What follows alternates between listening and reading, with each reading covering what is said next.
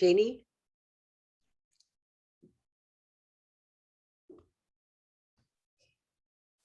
Janie?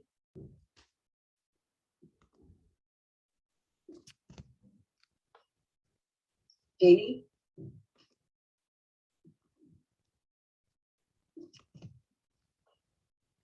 Janie?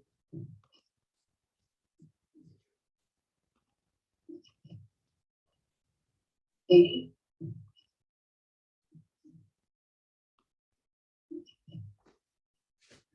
Janie?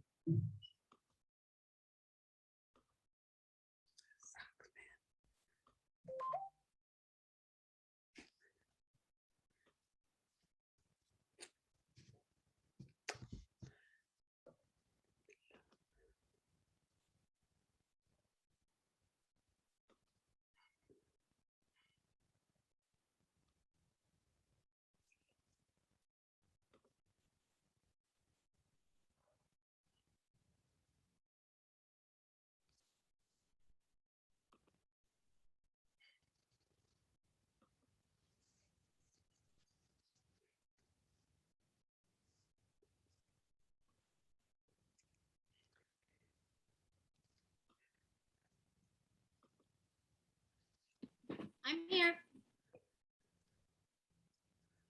Can you see me? Oh yeah, I see you perfectly. Here. Okay. I'm here. Okay, now I have to mute my. Can you see me? Oh yeah, I see you perfectly. Here.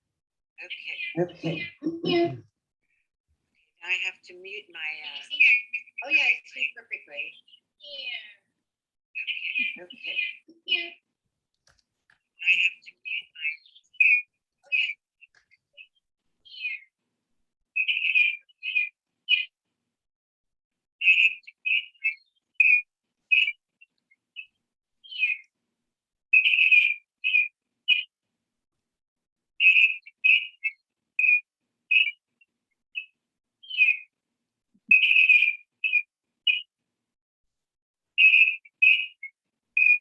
I don't know what that sound is.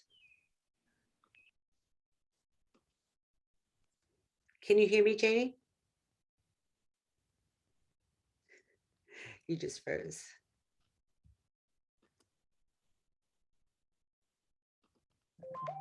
Okay. All right.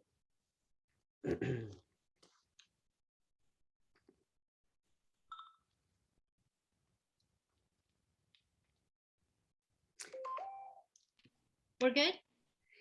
Yes, I turned off the other device. Got it. Okay, perfect. And I think everybody's on Facebook Live, which is good. Yes, I turned off the other device. Got it. Okay, perfect. And I think everybody's on Facebook Live, which is good. Yes, I turned off the other device. Okay, perfect.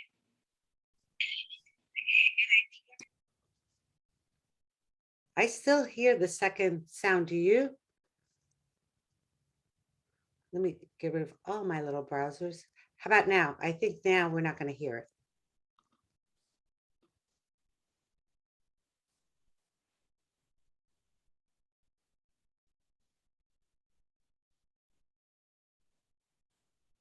You're, oh, go ahead, say something. Got it.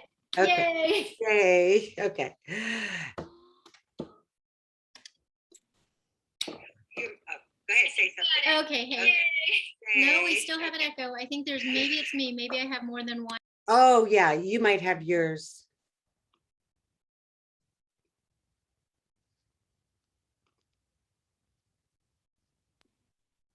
I think that was it. I was on Zoom and Facebook. Right. That resolved it.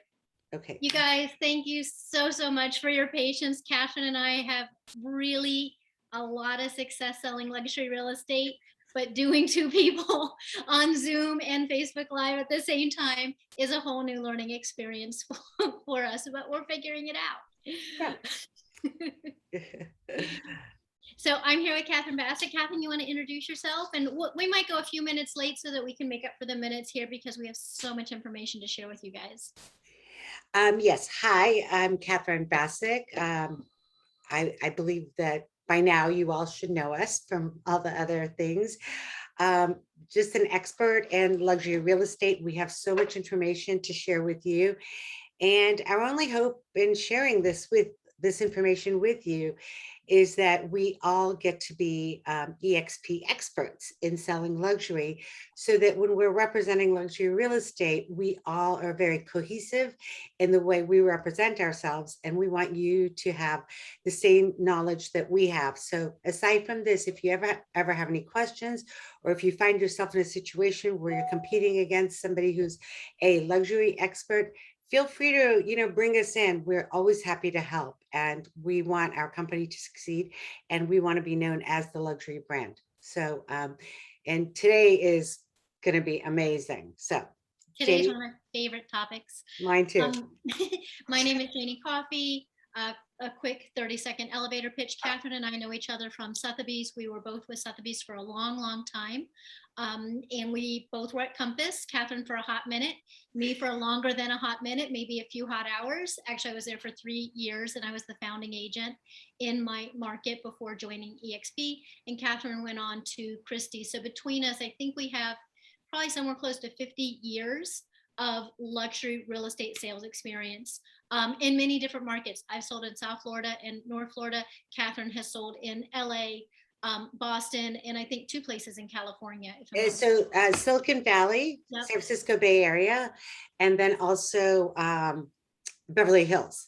Beverly Hills. And what's so great about Janie and I doing this is we had come from luxury, but we have very different skill sets. Janie is amazing at creating a vision and a path to get there. And I can share what I have done to get here. I've worked in 3 markets. I have not known anybody in those markets and have succeeded greatly. And so what's so great about EXP is that you can be in a different market and you still have the exact same split. So we're here to help you just be all-encompassing luxury, past, present, and future. Yeah, we're going to talk about marketing the listing once you have it. But I also want to say that EXP from a corporate level is very interested in growing the luxury side of things. So stay tuned for more. They're getting input from luxury agents within EXP, which is going to be great threefold. It's going to be great for the luxury agents who are already at EXP, just have a host of more tools available to them. It's going to be great for agents who are not yet doing luxury in EXP already to grow the luxury side of their business. And then of course, it's going to be great to attract luxury agents. And as Catherine said, one of the greatest things about EXP is that we are borderless, meaning you can grow your team, whether it's your direct sales team, like I have the coffee team, but then I have the umbrella of people in my quote organization, and you have the ability to do the exact same thing, where now you can offer luxury training, luxury support to anybody who you attract to EXP anywhere in the US, North America, and the world. Because once they join you and they join Game Changers, they have access to this training. As a fast recap too, if you go to the video section in Game Changers and just go back through the videos, you'll find the past 4 weeks of training that we've already shared with you. One is on mindset, one is on farming, one is on your sphere of influence. And what was the other one, Catherine? I forget, but go back and look. They're about a week apart, other than 2 weeks ago, we were in Dallas. So anyway, on to our slides, and we will go to about 15 minutes later than our half hour so that we can catch up that time and give you guys that meaty training in luxury that you're looking for. So hold on 1 second, I'm just gonna open my screen here. Hold on.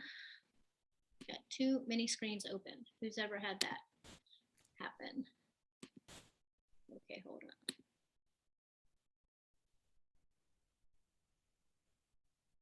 Hold on. It's wanting to grab from the wrong. I have 2 different Chrome tabs open. So Catherine, we're going to talk about marketing the listing while I get my slides up. If you want to start sharing a little bit about your experience marketing the listing. So this is like we could do a whole week, 40 hours on marketing the listing.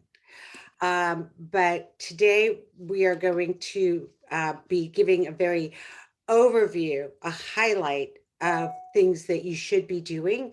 And a lot of these things you probably know already, but well, a few of these things you'll know already, but most of the things will be new things. And we're going to really highlight um, online. We're going to highlight, uh, print and postcards and sphere of influence and those kind of things. And again, each one of these slides that we're going to talk about actually could be a class by themselves. So if you don't have a listing that you can market right now and you think this could apply to, think about going after a luxury listing and how you can explain to them this is what you're going to do for them. Yeah. So I'm going to jump into really fast. Once you have the listing, one of the biggest differences between having a quote luxury listing and a quote normal listing is oftentimes, especially in the super hot market, when you have a normal listing, once you get the listing up, a vast part of the whole thing is done because you've gotten a listing, you've gotten it prepped, you've gotten it listed, and it sells. Whereas with a luxury listing, much of the time, I don't want to say all the time, but much of the time, you still have a lot of work to do. And that's marketing the listing. And you want to market it to sell the listing. That's your number one objective always, is to sell the listing. But at the same time, if you do a great job marketing your listing, every listing is going to end up giving you two buyers to work with, because many buyers are online. Even the wealthy people are online and they're searching Zillow and Redfin and all the other online ways that you can market your listing, which we're going to talk about. And without an agent, they're looking at different markets, so they haven't made an agent relationship yet.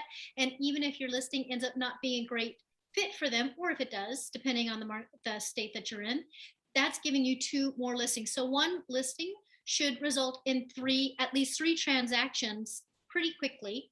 And then you build relationships with these people, and that's how you go further and further and further up, building your sphere of influence with luxury buyers and sellers.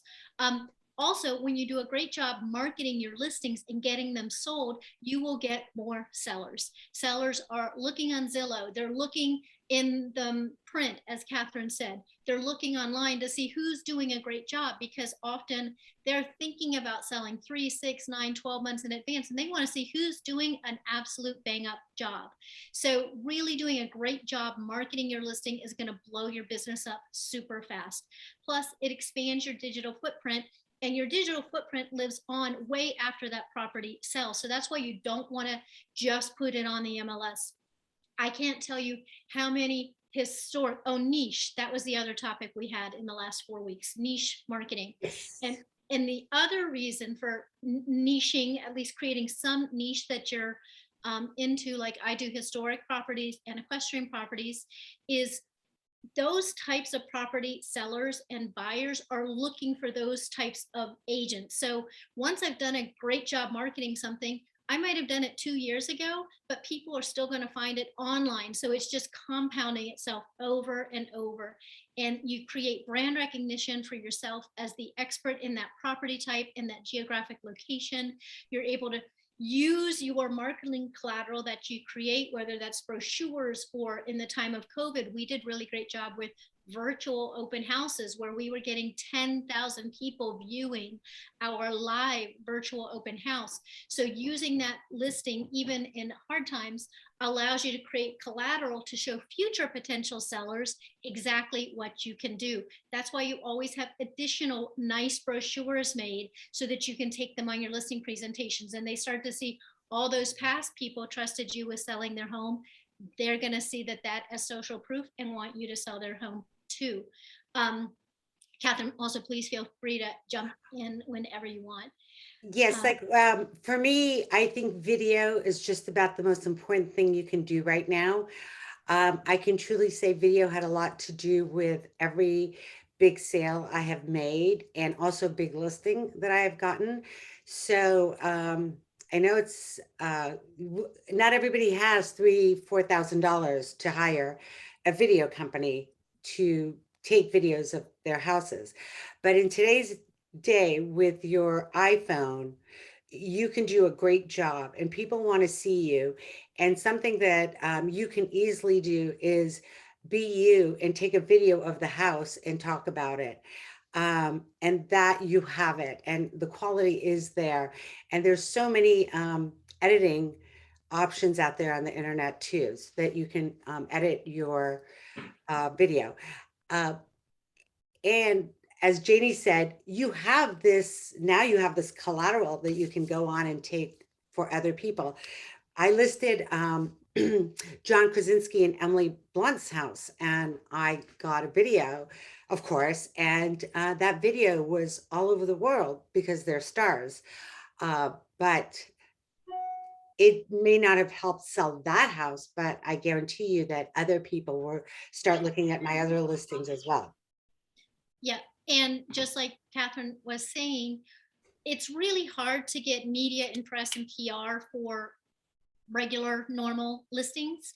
It's way easier to get really great media and press and PR if you have special listings, not just luxury listings, but in Catherine's instance, she's worked with a lot of celebrities. I've worked with a lot of special historic properties or special equestrian properties, and you start to build over time relationships with your local press and your newspaper people who cover the real estate in your market, and then national press as well. And those start to spin off and get you more and more press, even if it's just for the listing and you're only mentioned as a listing agent.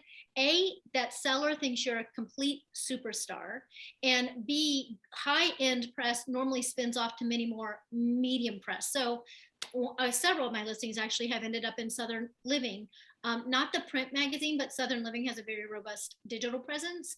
And once Southern Living picks it up, all the other little sub segments pick it up. And you just get so much press that A, again, your seller thinks you're amazing. B, you're getting in front of more potential buyers. C, you have more proof to show on future listing presentations. You can't ever promise that kind of press, but you can say, this is what we've been able to achieve in the past based on our relationships. And it's just so much easier with luxury and specialty listings to get that. And that's free. That's not paid for coverage. And that's the best of all possible coverage. You have to work at it. You have to work at those press relationships. If you can get a PR person who's good with real estate PR, both locally and nationally, that's something you might want to think about getting later. But there's lots of ways that you can spin that. Most of the press I got is I created myself, and I've, just like Catherine, I'm sure I've been in like tons. Mansion Global multiple times, Barron's, Yahoo, Money, Southern Living, Forbes, all these things, not because of me, not because I'm doing something special in real estate, but I had really cool listings that the press wanted to write about.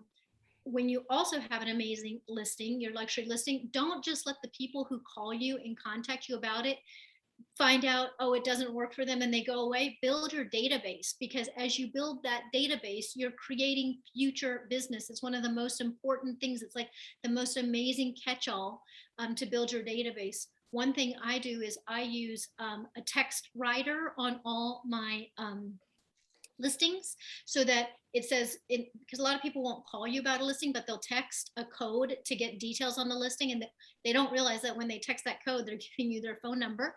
So when they do, I'll say, hey, thanks for looking at our listing. Do you want to be kept on our email for upcoming listings and coming soons? And they'll give us their email that they wouldn't have otherwise, so that we can grow a list, or have grown a list of people interested in luxury real estate, for example, in St. Augustine, where I am. So every listing is such a wealth of tools to get more business for the future and sell the listing. And it also allows you to share your listing in what we call non-branded. So if you make a listing, you can make a non-branded website or non-branded materials. You can share them with people. You can share them with Catherine. You can share them with me. You can share them with your other game changers. You can share them with agents outside of EXP and say, hey, I'd love for you to share my listing. Here's non-branded materials. You're building a great relationship with those agents. You're getting your property now in front of all their prospective buyers. And if you're sharing it with non-EXP agents, you're building a potential agent attraction person. So much you can do with one single really amazing listing. And One more thing I'd like to add on that. So JD had mentioned PR, and you're just starting out, or you just don't know anybody who's um, in the world, or don't have the money to hire a PR person. So you could be your own PR person. So there's a newsletter is called Haro, Haro. So sign up for that. They send you an email almost every day showing you what writers are looking for. So then you can scan it, see if there's anything that you know, like maybe you know about security systems in a home, or electronics in a home, or how to keep a home safe environmentally. Whatever it is, send the article, tell the writer that you would like to be um, an expert on that particular subject. And that's a really good way to get your name out into the press. free. And it's free. Yep. I've gotten so much press from Haro. It's actually my super secret weapon. Sometimes there's so many opportunities, I can't keep up with the opportunities. And the other thing is, as you work with writers for all these different news outlets, they start to put you on their list of experts. And you can keep your list of the writers that you've worked with, so that if you have something special in the future, you can share it with them and they might pick it up. And a lot of them write for multiple news outlets. So yeah, Haro is amazing. And it's free. It's free, it's free, it's free. The next thing is, I would make a listing plan. I have a listing action plan. Again, with luxury listings, for the most part, you're not just listing and getting it under contract in a few weeks. You might be having this listing, no joke, a year. You might have it 2 years. I've known people who have listings 3 and 4 years. In the super high luxury market, that happens. And you need to be kind of doing marketing things all along the way, so the seller doesn't think that you've given up and lost passion for the listing. You have to stay just as passionate 6 months in, 9 months in, etc. It's happening a lot less right now, of course, because the market's super hot, but in a stable market, it's very normal for listings, super high end listings, to stay on the market a long, long time. So I have this action plan created, and I have action plans for different price points. I have action plans for different locations and different lifestyle types. Again, for me, equestrian or historic, because that listing, it's going to go on horseproperties.net, or it's going to go on oldhouses.com. Those are two specialty sites. If you have a waterfront listing, there's websites for waterfront properties, and all these different ways. So I have an action plan that says, first week you do this. Of course, you do a big chunk in the beginning when you're getting your video and your photos and your drone. And if you do floor plans and all that, you're getting your brochures made, maybe holding an open house. But as you go along, you need to be rolling out things. Make sure to ask the local magazines. If you're going to do any print, I want to caution you, print very rarely, and Catherine, definitely correct me if you've had a different experience, print very rarely results in a buyer. But what it does, it gets your name out there on an ongoing basis. It makes your seller feel that you're really investing in their property. Absolutely. It's like seller incubation is what I call it. Right. And it makes the seller, especially if you have a listing for over a year, it makes the seller feel like, oh, look at this, I have this. One time I took a full back page ad out on the Boston Globe, which was very expensive, but it was worth it because the seller just thought, oh my gosh, she's so committed to this. Yeah. And I wound up having a lot of people call me as a result of it, which was good. But I've never had anybody buy anything because of a print ad ever. I never have either. But one of the biggest differences in regular listings and luxury listings, you need to invest money. You just do, for the most part. And a lot of it is because you're marketing a listing, but you're marketing yourself and you're keeping the seller happy. It's really hard. Again, I'm talking about normal market. I'm not talking about this COVID crazy market. But sellers are going to be very reluctant to give you a price reduction if you need it, to negotiate an offer that they're not thrilled about if they don't feel like you've given it everything and you've tapped the market out. Meaning, if they think that you've not done a great job marketing their listing, they're not going to want to do the price reduction. They're not going to want to negotiate a lower offer, and they're not going to want to extend the listing if it's going to expire. You've got to show them that you're their partner and they're expecting some level of marketing. It's very, very important. And I want to add one more to this. When I have those difficult discussions with my sellers, I say there's only two reasons why a property does not sell. A is price, B is marketing. And I say, and I don't think it's marketing because we have had 40 showings and we have had this many inquiries and we've had people through. So now we need to look at the price. And you can set them up in the front end and explain that to them. Exactly what Catherine said. It's always price or marketing. And we as agents only have control of the marketing. We don't control the market. We don't control the buyers. We don't control any of that. We only control the marketing. We cast the widest net possible, the most directed net to the proper targeted audience. But if we've done our complete job, it always comes down to price. And it might not be priced based on square footage. It might be priced based on location because it's next to the dump or next to a loud highway, or it has a very obsolete it has a very obsolete floor plan, or it has grandma's wallpaper. Price is the great equalizer, but a seller will never, ever, ever accept that until they're convinced that you've done everything you can. So in addition to the great marketing, you've got to be giving your seller updates at least on a bi-monthly, but ideally weekly basis of what you've done. Because a lot of times we've done a lot of great things to market the property, and agent after agent after agent doesn't tell the seller what they're doing, doesn't show them what they're doing.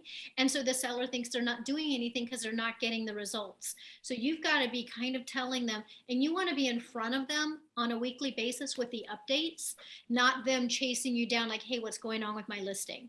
That's very, very important. Every time you have something going on, you've got all these different opportunities to share socially about it. Coming soon, if you're allowed to in your state. Just listed, recently repriced. We don't say reduced, we say repriced. It sounds nicer, it sounds better. Open house, under contract, just sold. You can be doing postcards to your targeted database, your farm, your sphere of influence. You can be doing emails to your sphere of influence, to prospects, to your partner agents. You can be doing Zillow coming soon. Do they still allow that? I think they still allow that. I'm not sure. Zillow changes like weekly. They really do. They really do. And that's not my main source of business, but social media, Facebook, Instagram, Pinterest, LinkedIn, all those things. Testimonials. Can I add something here under social media? Okay, so Facebook ads are amazing. They're crucial. Workum is the cheapest thing you've got going for you.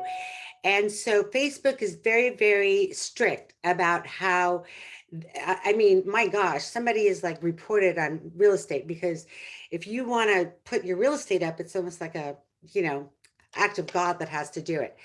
So you're not able to say, so when I used to do it a couple of years ago, it was much easier. I would say, if I had a $4 or $5 million listing, I would want people who went to MIT and I want Harvard. And so I would use all those keywords and because I could pick my audience. So my audience, I would say MIT alumni, or, the UMass Physicians Network. They have now outlawed all of that. You cannot do any of that. So you have to get very clever. So what you can use to get your, so let's say not the ads, but anyway, so use the term Zillow. You're allowed to use Zillow. You're also allowed to use realtor.com, all of that. You're like, why? Because your ads are going to get seen. Anybody who goes to Zillow to look for something, your ad will pop up on Facebook because now they have the same interest. So little tip from the top. Go ahead. And you've had great success with your KV Core website doing the Make It Rain boost. Yes, so they have the, so we're very lucky with EXP because we've got KV Core. And when I first started, I'm like, I'm not using KB Core. I have this $6,000 website I paid for that does nothing but show how great I am, but that's not what anyone really wants to see. But anyway, we have the KB Core. So when I had my first listing, when I joined EXP, I got a little email saying, oh, congratulations on your listing. Would you like to boost this listing? And I was like, what is this? And it was like, oh, they're going to boost it for you on Facebook and Instagram. And so it was like $35 for the weekend and $60 for the week.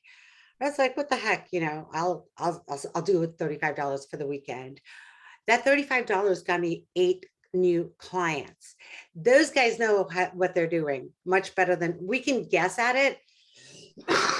They know what they're doing, and it's all automated, artificial intelligence. So For $60. for the whole week, but 35 or 45 if you just do it for the weekend. Also, if you have your listing and you have open house, you must put your open house in minimum 3 days in advance. And then you'll also get that email. You've got an open house coming. Would you like to market it? And then if it's 3 days out, they will do it for you. And then you wind up getting a lot more. But these people actually go on your website at KB Core. They sign up with their email and with their phone numbers. And, not every one of them is going to be a great lead, but let's say you get one lead out of that. So my actual real leads is cost me $8.62 per lead. That's pretty Wow. darn good. That's amazing. That's amazing. So use that, everybody. Use it. Yeah, Use it. you get it. You get it for free at KV Core, so definitely use it. I would also be using hashtags. I think that all of us should start to use EXP Lux or EXP Luxury whenever we're posting anything about any of our luxury listings, so that more people outside of EXP can see that we really are doing luxury from EXP. And then you can make a hashtag about your business, or, definitely I don't need to give you ghosts on hashtags, but they can be very, very powerful, especially on Instagram. And by the way, do not lose sight of LinkedIn. Yeah. LinkedIn is amazing. I use it all the time to do market reports because all business people are on LinkedIn. So they like my market reports. And as a result of having a market report, I wound up getting someone who is a friend who I haven't talked to probably in 8 years. And they became a buyer, and a $1.2 million condo buyer in Boston. So you just never know. And by the way, it wasn't for him, it was for his son. And I've had other friends of mine, because I have friends all over the world because of being the nomadic person that I am, from moving to California to Boston. And then just having the background with being with Sotheby's and Christie's, integrating with agents from all around the world. You just never know where they are, but they are on LinkedIn. And I used to not accept any real estate agents on my LinkedIn because that was like my, holy grail. But now, since I'm with EXP and I am doing agent attraction, I am accepting those agents on my list. And then if they want to go through and try to pick, and LinkedIn, actually, I have something where nobody can see who my other contacts are. So you can protect yourself that way too. And I want to say real fast, I know that Catherine probably spends a lot more on videos than I do. I have an amazing videographer that I'm able for less than $500 to get a video and drone incorporated into it. And videos, honestly, unless it's like 20,000 square feet, I don't think they should be more than 2.5 minutes, Agreed. 3 minutes max. These whole things, people don't watch them anymore. If it's 5 minutes, I don't see people having the attention span they used to have. I think that they should be under 2 minutes as well. And everyone, I am telling you, I don't even do this as much as I should, but please, please, please get yourself in the video. I know that's against what everybody else says, but get your face in the video. If you're introducing them, make believe that you're one of those talk show hosts, lifestyle of the rich and famous, be that person and show them, because then you've just made it interesting. Yeah. Yeah. So the next thing I do when I'm marketing a listing is I come up on my own, as well as input from the seller. Who is our most likely, where are our most likely buyer pools? And what I mean by that is where's the most likely place or location or people type where our buyers are coming from. What's the most likely age group? What's the most likely demographics? What's the most likely income? Are there certain feeder markets? Like for me in Northeast Florida, it's probably New York, it's probably California, it's probably Chicago, because those are the states and the locations sending us a lot of buyers. What's their most likely hobbies? Their kind of other profiles. And then hone in on the top 2 to 3 most likely buyer pools, like profiling, and think, how can I get in front of those people? And like Catherine said, to some degree you can do Facebook, although Facebook now doesn't allow you to hone in on any smaller than a 15-mile radius, but New York City is probably 15 miles anyway. And specialty online listing distribution portals, like I said, there's golf properties, there's car property, horse property, equestrian property, websites just for those types of properties. But think, how can I get in front of those people and make a marketing plan and do it, like, actually execute and get in front of them. And like I said, make sure at least twice a month, ideally every week, get in front of your seller and show them what you're doing. And if you're not having calls and you're not having people reach out to them, they need to know that too. Because if you're doing everything and it's getting out there like bananas and you're not getting calls, it is 100% price. A little metric that you can use is you are a good 20% over where the market thinks you should be if you're not getting any calls and any contact. If you're getting calls and you're getting contacts and maybe some showings, but you're not getting a lot of showings, like actual in-person showings, you're probably at least 10% high. If you're getting people in the door and you're getting good traffic in the door, but you're not getting offers once they're in the door and see it, then you're probably at least 5% high. Those are very good metrics to use, and it takes the bad news off of you and it just puts it on data, so that when you're having that conversation with the seller, they're not blaming you, because I promise you they want to blame the agent all the time if the house isn't selling, if they're not marketing enough and they're not demonstrating to the seller how they are marketing it enough. And you often need to keep them updated on the market. Hey, so-and-so's property sold, so-and-so's property had a price reduction, so-and-so's property went off the market, this new property went on the market. It's a moving target always, so it's your job to keep them up to date with what's going on, because that's the most vital information they need to make the decisions of what's right for them. And in addition to that, folks, if you're not talking to them, that is just a kiss of death, because guess what? Other agents are talking to them. 100%. Their friends are talking to them. Everybody is telling them, your agent must not be doing a good job. So when you're coming in as the powerhouse, showing them actual data, saying, hey, 3 new listings came on the market, 4 have been absorbed by the market. We're still sitting here. We've looked at Zillow. We had 788 people view this. 300 have saved this, but yet we've only had 2 showings. That's huge. That's price, Yep, folks. So that's price, 100%. And it's way easier. I even have a little seller's guide that I give to my sellers when we list that says all of this. So they're getting that information in the beginning and not being told, because a lot of times anybody's reaction, if they're told something when something's not going right, they think someone's making an excuse. But if you give them that up front and explain to that up front when it happens, if it happens, hopefully it doesn't, but if it does, you've already said, remember when we said if we're getting a lot of online views but we're not getting showings, the price is not resonating with the market. We don't want to say things like it's overpriced, you need to drop your price, you need to reduce the price. Those things get people up in arms and it repels the seller from you, because they blame you. I promise you, they blame you.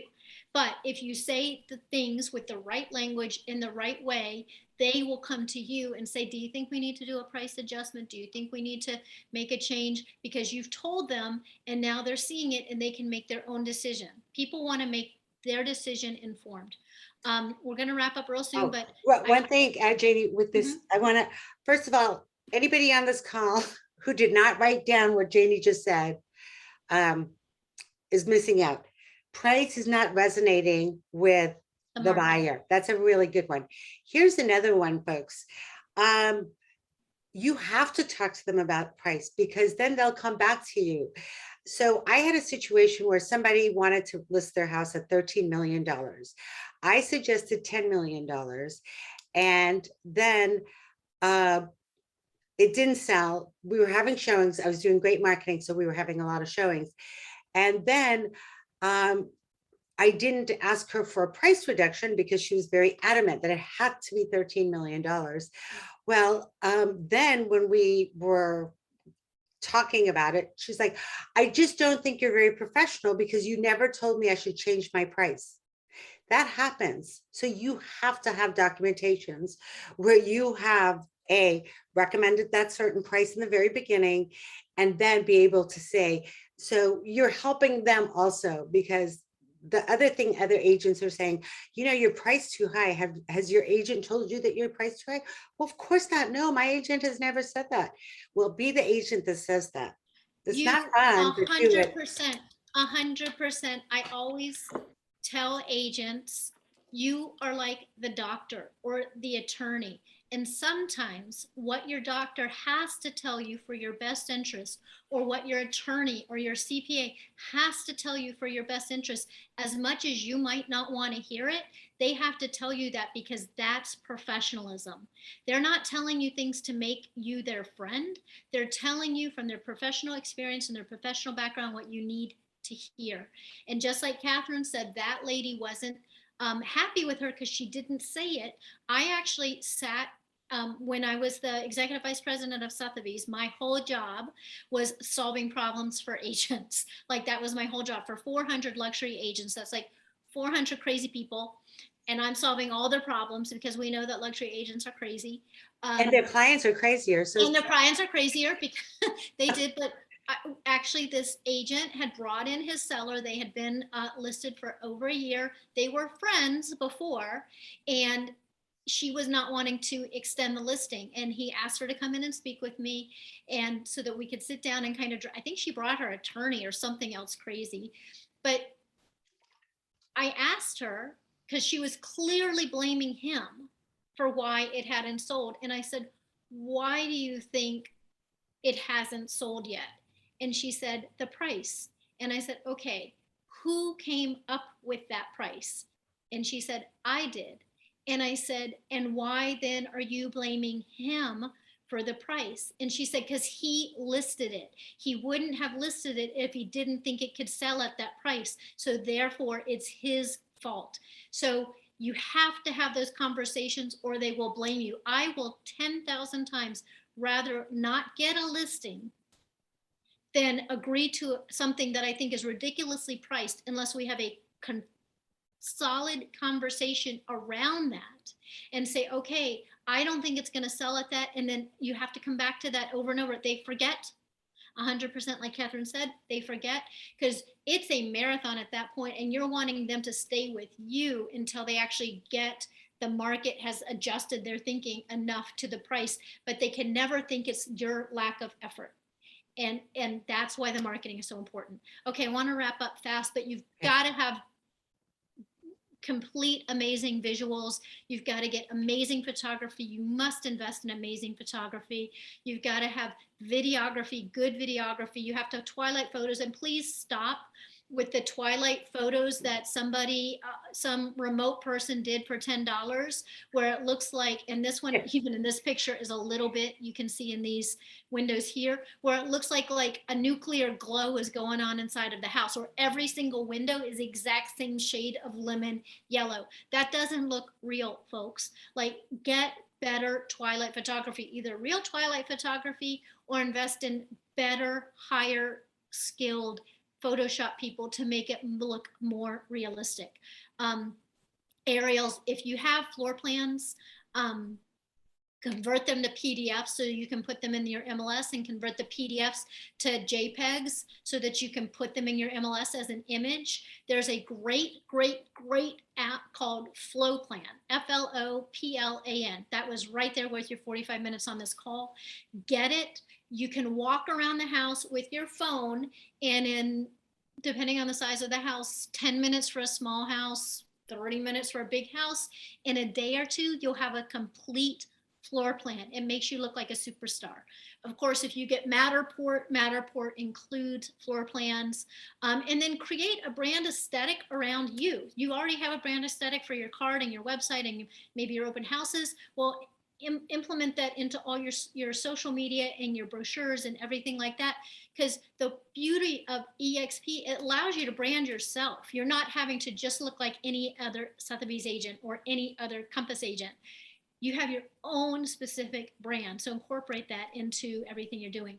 And then listing distribution, you're getting from your board some level of listing distribution. So if you haven't yet looked at what that is, call your board and say, hey, where do you distribute all our listings? And they'll give you a list.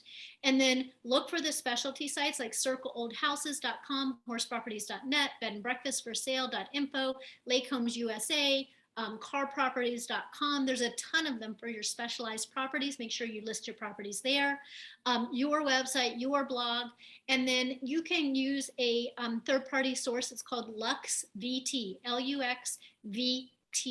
And for, I think it's $1,000, they will make sure to put it on Mansion Global, which is the high-end real estate section of the Wall Street Journal, and some other things. And you normally pay, I think it's like $200, and then you pay $1,000 at the closing. So you don't have to do it in advance. LuxVT. Hopefully at some point, EXP is going to get some higher end listing distribution, but don't let that keep you from doing the right thing by your listing. Even now, I do that now. That's why we're here. Until EXP can make that happen, we are here for you.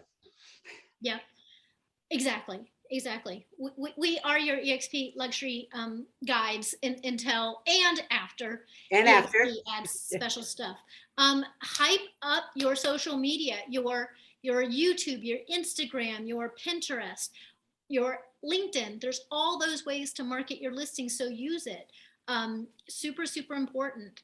And then old school. You can do door knocking. You can do circle calling around a thing to say there's a new listing. You can do door hangers. You can do direct mail postcards. You can leave these little, I make these little teeny baby things, which people love. And you can put them on the pin boards at restaurants and things like that around.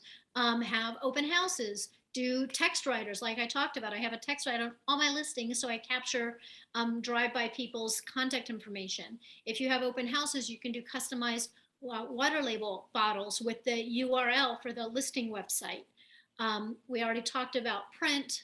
We do a lot of print, but again, the print that we do, this is my listing, it's on the cover of DuPont Registry. My seller loved that. I've been in DuPont Registry a lot of times. But again, it's because it's keeping the seller happy, not that I think I'm actually going to sell it.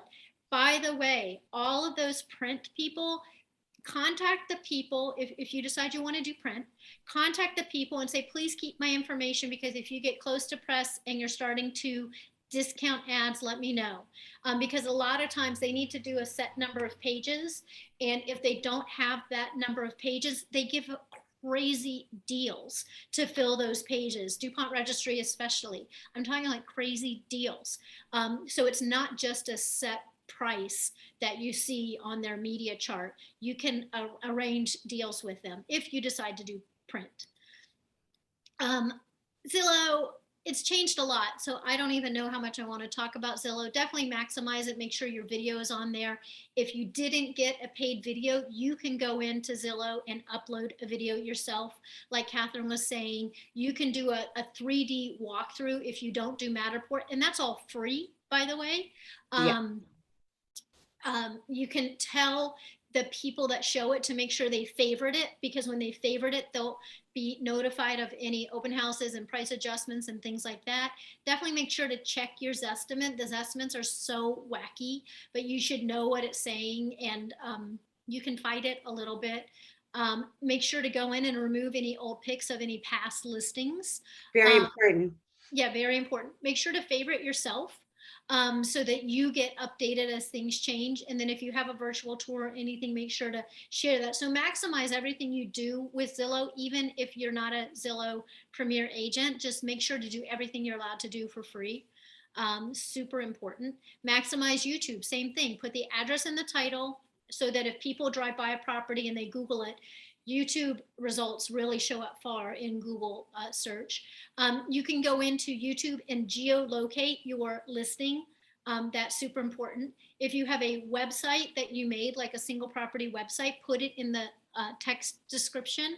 Make sure to copy your description over from the MLS. Make sure your phone number is in there, because the one thing I see people all the time is have a big YouTube channel, but their phone number is like nowhere to be found. Make sure to put that, like you can see right here. We put it right at the top. And then you make this tile. It's just a thumbnail to be the main picture on YouTube. So make your little thumbnails. And then you can group videos, like all your historic videos, all your penthouse videos, all your waterfront videos, so that people, if they're interested in that, they can go in, they can look, they can see how you're marketing your listings and maybe find a listing to buy. Maximize everything on Facebook. You can do ads, you can put it on your page, you can put it in your personal, you can put it on local groups if they allow. If you belong to a lot of local groups, make sure that you follow the rules so you don't get kicked out. Sometimes they allow, like every Wednesday, you can put things for sale or whatever. Make sure to put the link and make sure to put a phone number so they know how to contact you. As Catherine said, Facebook ads. You can even make a check-in for your listing. So I'm in downtown St. Augustine. There's people literally walking around all the time. For my listings, I can create a check-in and I say, like, 123 Menorah Street for a sale. So somebody might be checking into the brewery, but they see, oh, what's 123 Menorah Street? And they might check that out. So that's another way to get in front of people over and over and over and over. Marketing your luxury listings is about marketing the listing for sale to get it sold, but it just gives you so much opportunity to market yourself and your team and what you have to offer. Open houses, A, you want to sell the listing, but B, it gives you the opportunity to meet the neighbors. It gives you opportunity to get potential new buyers. It gets your brand out there even more. It expands your social footprint. It allows you to add to your database. It allows you to get the buyer's info to follow up in the thing.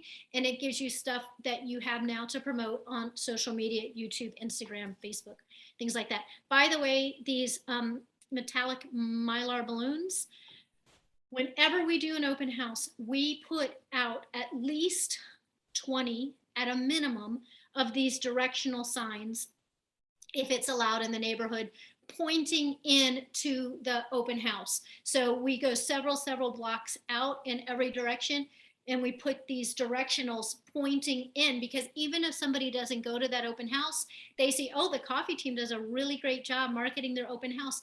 And we do mylar balloon on every single sign. And I promise you, it is a huge pain in the butt, but it literally doubles the attendance at our open house every single time. And every time I have an agent try to skip the step of the signs or skip the step of the balloons, their attendance at their open house reduces by 50%. I promise you, it's a pain.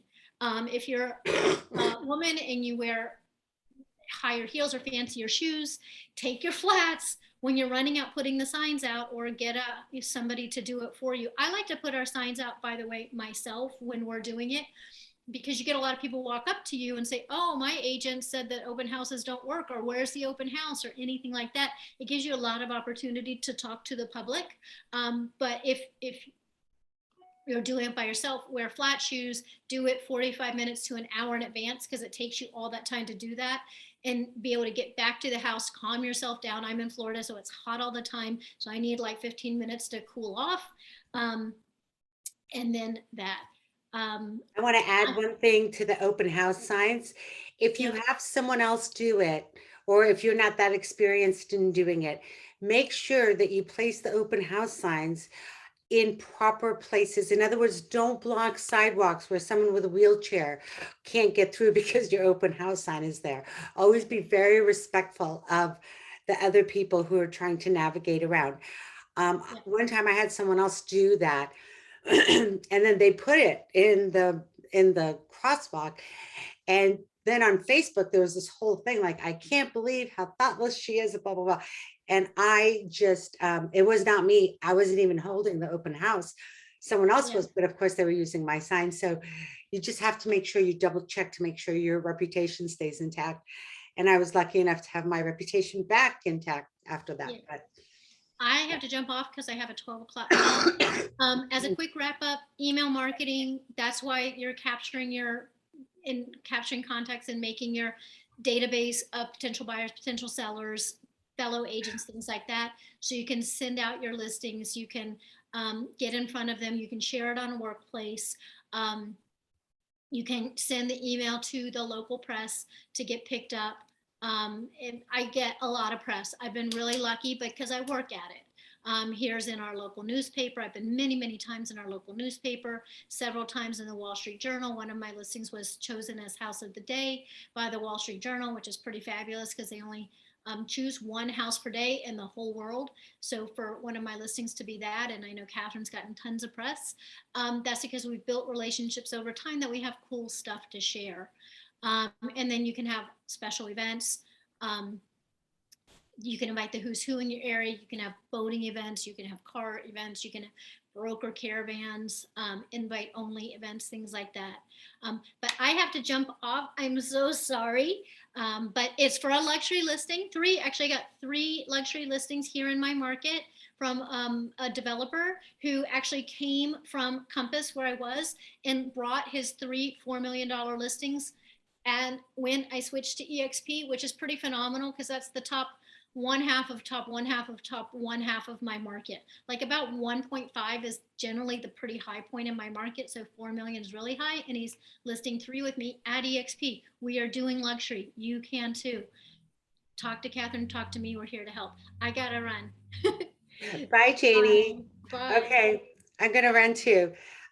Great. Well, we'll see you next week. Bye.